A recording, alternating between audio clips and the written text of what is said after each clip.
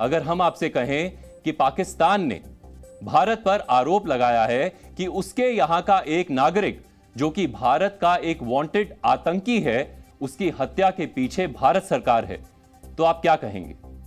Canada के prime minister Justin Trudeau ने अपने देश की संसद में एक बयान दिया है जिसमें उन्होंने आरोप लगाया है कि भारत सरकार और उसकी खुफिया एजेंसी ने कनाडा के एक नागरिक की हत्या करवाई। जिस व्यक्ति की हत्या करवाने का आरोप भारत पर लगाया है वो नागरिक है खालिस्तानी आतंकी हरदीप सिंह निज्जर। करीब 3 महीने पहले कनाडा के ब्रिटिश कोलंबिया राज्य के सरे शहर में खालिस्तानी आतंकी हरदीप सिंह निज्जर की हत्या कर दी गई थी। हरदीप सिंह निज्जर एक खालिस्तानी आतंकी संगठन KTF यानी खालिस्तानी टाइगर फोर्स का मुखिया था। इस संगठन को इसी वर्ष भारत सरकार ने प्रतिबंधित किया है। यह संगठन भारत विरोधी गतिविधियों में शामिल रहा है। शुरुआती जांच में यह पता चला कि खालिस्तानी आतंकी हरदीप सिंह निज्जर को 2 अज्ञात हत्यारों ने गुरुद्वारे के बाहर गोली मार दी थी। आतंकी निज्जर के संबंध एक और खालिस्तानी आतंकी संगठन SFJ यानी सिख फॉर जस्टिस के मुखिया गुरपतवंत सिंह पन्नू से भी थे। यही नहीं, NIA ने 40 मोस्ट वांटेड आतंकियों की एक लिस्ट जारी की थी जिसमें खालिस्तानी आतंकी हरदीप सिंह निज्जर का नाम भी शामिल था। कनाडा के ब्रैम्पटन शहर में खालिस्तान रेफरेंडम के नाम पर भारत विरोधी प्रदर्शन हुआ था। वो हरदीप सिंह निज्जर ने ही आयोजित करवाया था। भारत में होने वाली कई खालिस्तानी आतंकी घटनाओं में निज्जर का नाम सामने आता रहा है। सितंबर 2020 में केंद्रीय गृह मंत्रालय ने हरदीप निज्जर को आतंकवादी घोषित कर दिया था। निज्जर की हत्या के मामले में अब कनाडा की सरकार भारत पर हत्या करवाने का आरोप लगा रही है। Past number of weeks, Canadian security agencies have been actively pursuing credible allegations of a potential link between agents of the government of India and the killing of a Canadian citizen, Hardeep Singh Nijjar. Any involvement of a foreign government in the killing of a Canadian citizen on Canadian soil is an unacceptable violation of our sovereignty. It is contrary to the fundamental rules by which free, open, and democratic societies conduct themselves.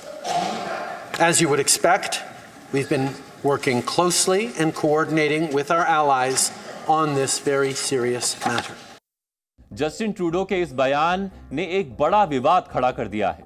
Justin Trudeau के इस आरोप के बाद Canada ने भारतीय राजदूत पवन कुमार राय को देश छोड़ने का आदेश दे दिया। कनाडा का यह कदम भारत के लिहाज से बहुत कठोर कदम माना गया है। The allegations that a representative of a foreign government may have been involved in the killing of a Canadian citizen here in Canada on Canadian soil is not only troubling, but it is completely unacceptable. If proven true, this would be a grave violation of our sovereignty and of the most basic rule of how countries deal with each other. We've been clear, we will not tolerate any form of foreign interference. भारतीय राजदूत पवन Kumar Rai Canada में भारतीय खुफिया विभाग के प्रमुख थे। Canada के इस कदम के बाद भारत ने भी ऐसा ही एक बड़ा कदम उठाया है। भारत ने कनाडा के एक वरिष्ठ राजदूत को 5 दिन के अंदर भारत छोड़ने का आदेश दिया है। कनाडा की तरह ही भारत ने इस राजदूत पर भारत विरोधी गतिविधियों में शामिल होने का आरोप लगाया है। दोनों देशों के संबंधों के बीच खालिस्तानी आतंकी की हत्या के बाद से उपजे विवाद ने दरार डाली है, जिसका बड़ा असर आने वाले वक्त में पड़ सकता है। जो कनाडा ने किया है वो सरासर गलत तरीके से किया है।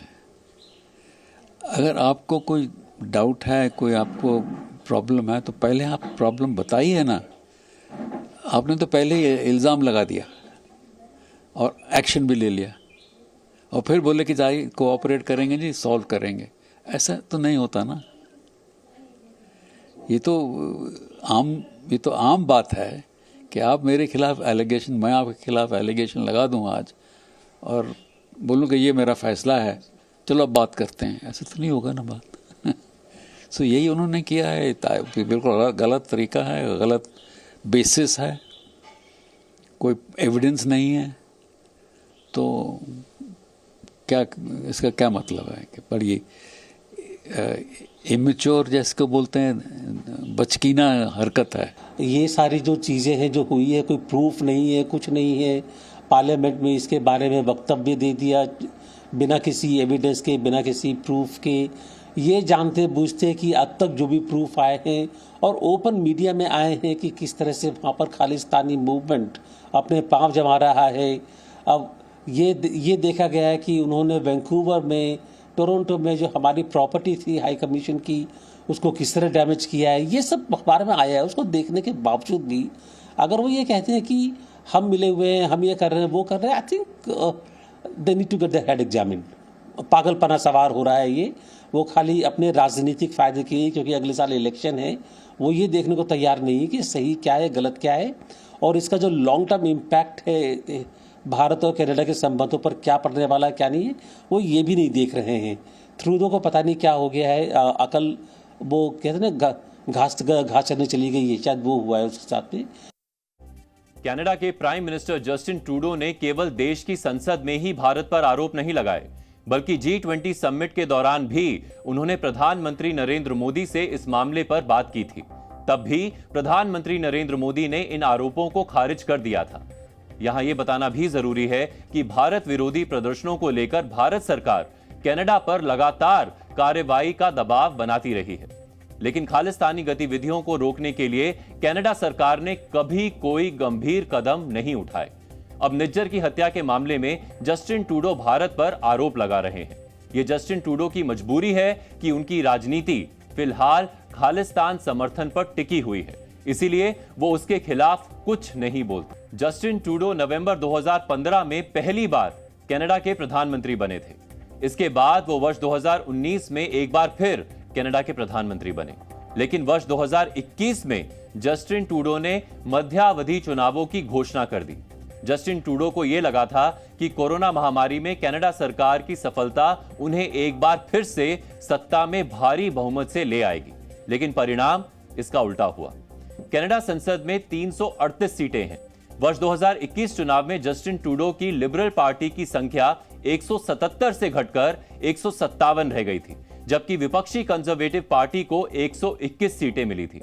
कनाडा की संसद में बहुमत के लिए 170 सीटें चाहिए होती हैं, यानी जस्टिन ट्रूडो को वर्ष 2019 की तरह बहुमत नहीं मिला था।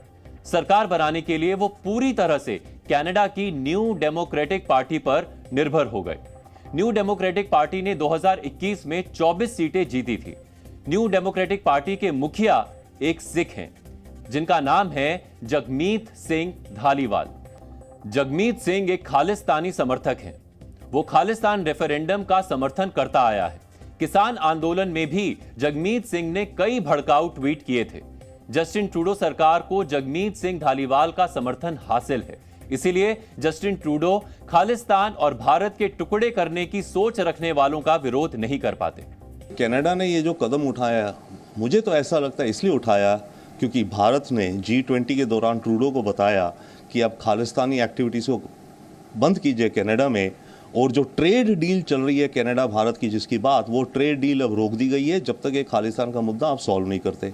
तो भारत ने ये ट्रूडो को मैसेज दिया ओके कि हम ट्रेड डील रोक रहे हैं तुम्हारे साथ। उसके जवाब में या उसके बदले में आप कहिए कनाडा ने ये कदम उठाया है कि भारत के एक डिप्लोमेट को एक्सपेल किया। तो कनाडा का ये कदम, जैसे हमारी मिनिस्ट्री सरकार भी कह रही है, बचपने वाला है, पर इतना सीरियस मैटर है तो इसे बचपना भी नहीं कह सकते। बट कनाडा ने भारत ने जो ट्रेड का ये एग्रीमेंट की वार्ता को रोका है, उसके रिस्पांस में ये भारत के खिलाफ कदम उठाया है। जस्टिन ट्रूडो खालिस्तान का विरोध इसलिए भी नहीं कर पाते हैं क्योंकि आने वाले चुनाव में उन्हें इसी विचारधारा के लोगों का समर्थन चाहिए। दरअसल जस्टिन ट्रूडो की छवि अपने ही देश में लगातार खराब होती गई है। इसी महीने एंगस रीड इंस्टीट्यूट के एक सर्वे में पता चला कि कनाडा के 63% लोग जस्टिन ट्रूडो पर भरोसा खो चुके हैं। इसी सर्वे में 30% लोगों ने माना है कि जस्टिन ट्रूडो पिछले 50 वर्षों के सबसे खराब प्रधानमंत्री हैं। इस सर्वे में यह भी पता चला है कि जस्टिन ट्रूडो की लिबरल पार्टी अपने विपक्षी कंजर्वेटिव पार्टी से पीछे चल रही है। यही वजह है कि जस्टिन ट्रूडो भारत को बदनाम करके खालिस्तानी समर्थकों को अपनी तरफ करने की योजना पर काम कर रहे हैं।